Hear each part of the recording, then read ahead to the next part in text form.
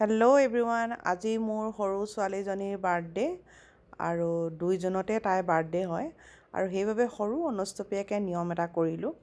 লগতে তাইলৈ ঘৰতে কেক এটা আনিলোঁ আৰু বাইকেও এইফালে বাহিৰত থাকে, তাইলৈ কেক এটা ডেলিভাৰ কৰি পঠিয়ালে আৰু ঠিক বৰ বেছি ডাঙৰকৈ পতা নাই। তাইৰ লগৰ কেইজনীমান ছোৱালী মাতি আৰু ঘৰতে কেকটো কাটি তাকে খোৱা ব্যৱস্থা ঘৰতে কৰিলোঁ, কাৰণ মোৰ গাটো বৰ ঠিক নহয় আৰু নকৰিলেও মনটো বেয়া লাগি থাকে, সেইবাবে অকণমান কৰিলোঁ।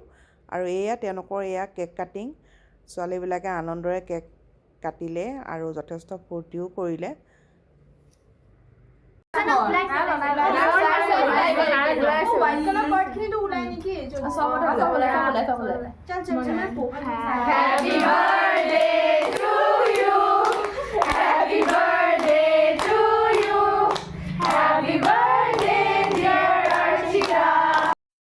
আৰু বাৰ্থডে বুলি বহুতো আশা আছিলে আৰু অলপ কিবা কিবি কৰিম বুলি, তথাপিও তাই মনৰ আশা আনন্দ পাওক বুলিয়ে চিকেন কাৰী বনালোঁ ঘৰতে আৰু পোলাও অলপ ৰান্ধিলোঁ আৰু লগতে ইয়াতে চানা দাইলৰ লগত পনীৰ অকণমান দিলোঁ আৰু বহুত কৰিবলৈ বুলি মনত থাকিলে, কিন্তু গাটোৱে বিশেষকৈ নোৱাৰিলোঁ, সেইটো কাৰণে গাটো ভাল নাছিলে বাবে, আৰু তাকে তাইক অকণমান মনতে আনন্দ পাওক বুলি এইখিনিকে কৰি দিলোঁ।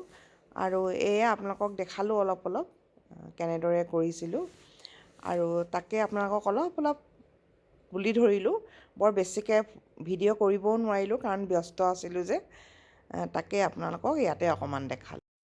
এইফালে দেউতাকো আহিব নোৱাৰিলে আৰু চুইট ডিছ হিচাপে অকণমান দৈ, দানা বনিয়া আৰু লালমোহন এটা, তাকে তেওঁলোকক মিঠা বুলি দিলোঁ ডিজাৰ্ট হিচাপে।